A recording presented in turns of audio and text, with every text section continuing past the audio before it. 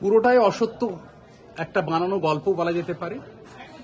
যেভাবে লিস্ট বের করা হয়েছে এবং একটা সুন্দর সাজিয়ে গুছিয়ে কিছু বিজেপির নেতা নেতৃত্ব সমস্তভাবে, কারণ সামনেই 2026 সালের ভোট রয়েছে, সেখানে তাদের বিজেপির একটা অন্যতম লক্ষ্য হচ্ছে শিডিউল কাস্ট ভোট।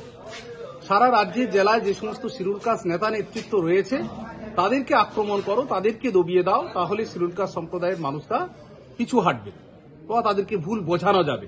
এটাই হচ্ছে তাদের গেম প্ল্যান।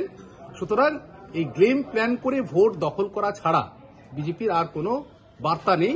সেটা নামই সুপারিশ করেছিলেন শ্যামল ছাত্রা মন্ত্রী থাকাকালীন, তেমনটাই অভিযোগ। কি বলবেন?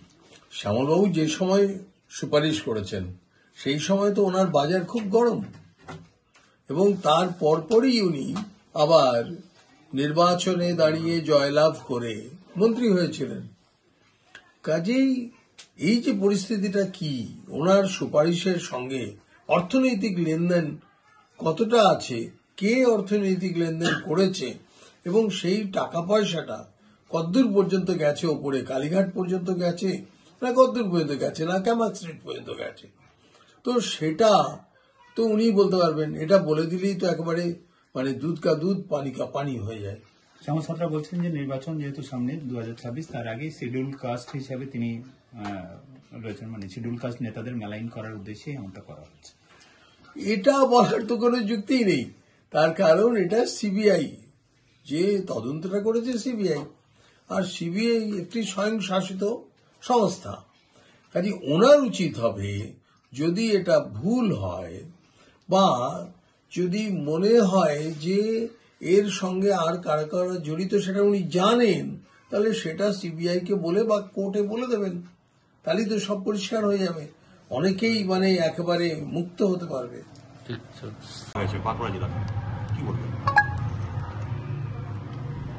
না, চাকরি তো একটা সব সব বেকার ছেলেদের কাছে একটা কি বলবো, এটা হচ্ছে একটা নিজেদের মানে ভালো থাকার জন্য, কিন্তু দুর্নীতিভাবে নিয়োগ করা এটা তো ঠিক না। যে সুপারিশ করবে আমাদের কাছে, আমরা কোনো জনপ্রতিনিধি যখন আমরা থাকি, কেউ না কেউ ছেলেরা একটু দেখে দেবেন, সেটা ঠিক আছে, তার যোগ্যতাতে সে পাক, আমাদের কোনো আপত্তি নেই। কিন্তু টাকা দিয়ে দুর্নীতি দিয়ে সুপারিশ করা এটা তো অন্যায়। আমরা তো দীর্ঘদিন থেকে বলে আসছি, এটা তো সেই দুর্নীতি করেই তো এসছে সরকারটা হচ্ছে একটা বলবো ব্যক্তিগত যারা নেতৃত্ব যারা আছেন তারা তো প্রত্যেকটা, আর নতুন করে আমার বলার কিছু নেই।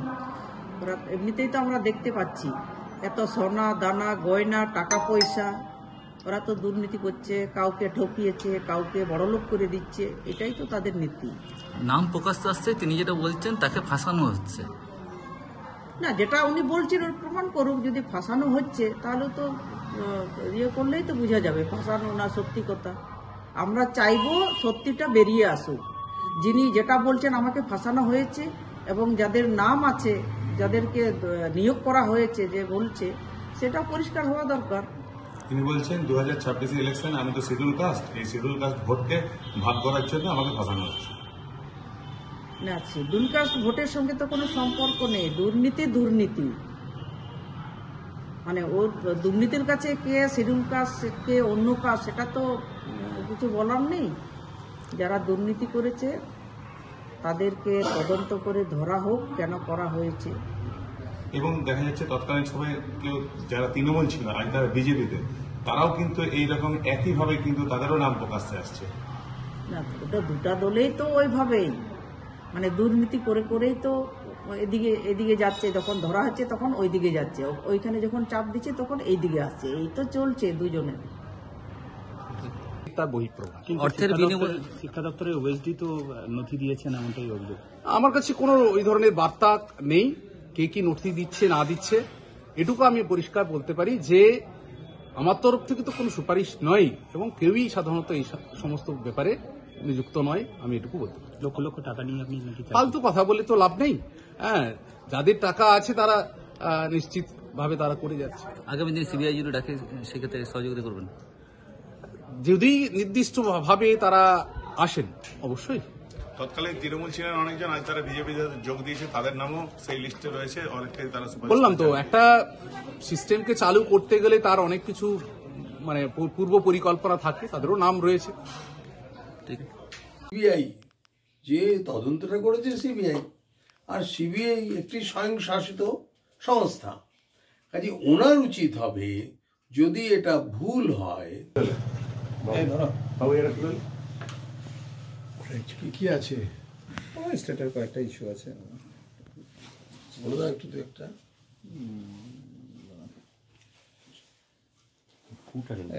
যেমন হচ্ছে স্বাস্থ্য ব্যবস্থার 2 নির্মম ছবি। এসএসকেএম এ থমকে জন্মগত বধিরতার চিকিৎসা। নতুন বছরে এসএসকেএম এ ককলিয়ার ইমপ্লিমেন্টের সংখ্যা 0।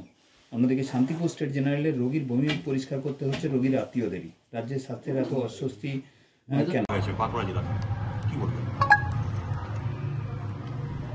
না, চাকরি তো একটা সব বেকার ছেলেদের কাছে একটা কি বলবো, এটা হচ্ছে একটা নিজেদের মানে ভালো থাকার জন্যে, কিন্তু দুর্নীতিভাবে নিয়োগ করা এটা তো ঠিক না। যে সুপারিশ করবে আমাদের কাছে, আমরা কোনো জনপ্রতিনিধি যখন আমরা থাকি, কেউ না কেউ ছেলেরা একটু দেখে দেবেন, সেটা ঠিক আছে, তার যোগ্যতাতে সে পাক, আমাদের কোনো আপত্তি নেই। কিন্তু টাকা দিয়ে, দুর্নীতি দিয়ে সুপারিশ করা, এটা তো অন্যায়।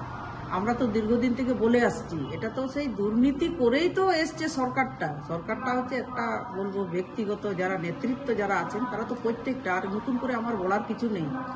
ওরা এমনিতেই তো আমরা দেখতে পাচ্ছি এত সোনা দানা গয়না টাকা পয়সা, ওরা তো দুর্নীতি করছে, কাউকে ঠকিয়েছে, কাউকে বড়লোক করে দিচ্ছে, এটাই তো তাদের নীতি। নাম প্রকাশ আসছে, তিনি যেটা বলছেন তাকে ফাঁসানো হচ্ছে।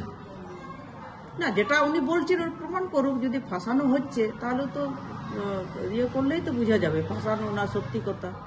আমরা চাইবো সত্যিটা বেরিয়ে আসুক। যিনি যেটা বলছেন আমাকে ফাঁসানো হয়েছে, এবং যাদের নাম আছে, যাদেরকে নিয়োগ করা হয়েছে, যে বলছে, সেটা পরিষ্কার হওয়া দরকার। তিনি বলছেন 2026 ইলেকশন আমি তো শিডিউল কাস্ট, এই শিডিউল কাস্ট ভোটকে ভাগ করার জন্য আমাকে ফাঁসানো হচ্ছে। না, শিডিউল কাস্ট ভোটের সঙ্গে তো কোনো সম্পর্ক নেই। দুর্নীতি মানে ও দুর্নীতির কাছে কে শিডিউল কাস্ট কে অন্য কাস্ট, সেটা তো কিছু বলার নেই। যারা দুর্নীতি করেছে তাদেরকে তদন্ত করে ধরা হোক, কেন করা হয়েছে। এবং দেখা যাচ্ছে তৎকালীন সময়ে কেউ যারা তৃণমূল ছিল, আজ তারা বিজেপিতে, তারাও কিন্তু এইরকম একইভাবে কিন্তু তাদেরও নাম প্রকাশ্যে আসছে। না, ওটা দুটা দলেই তো ওইভাবেই মানে দুর্নীতি করেই তো এদিকে যাচ্ছে, যখন ধরা হচ্ছে তখন ওইদিকে যাচ্ছে, ওইখানে যখন চাপ দিচ্ছে তখন এইদিকে আসছে, এই তো চলছে দুজনের।